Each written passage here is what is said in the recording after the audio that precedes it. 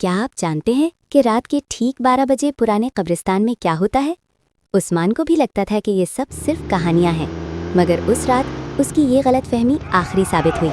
رات کے 12 بجے عثمان کی بائک عین قبرستان کے سامنے خراب ہو گئی۔ فون بند تھا اور دور دور تک کوئی انسان نہیں تھا۔ اچانک خاموشی کو چیرتی ہوئی ایک بھاری آواز آئی، عثمان! عثمان نے سہم کر پیچھے دیکھا۔ ایک پرانی قبر کی مٹی تیزی سے ہل رہی تھی۔ دیکھتے ہی دیکھتے ایک زرد چہرہ مٹی سے باہر نکلا، جس کی آنکھیں کوئلے کی طرح سیاہ تھیں۔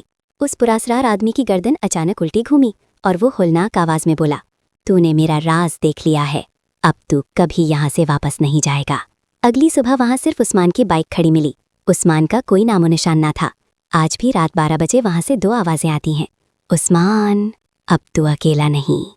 دوستو، یہ کہانی سن کر اگر آپ کے بھی رونگٹے کھڑے ہو گئے ہیں تو اگر آپ ڈرپوک نہیں ہیں تو چینل کو سبسکرائب کر کے ویڈیو لائک کریں۔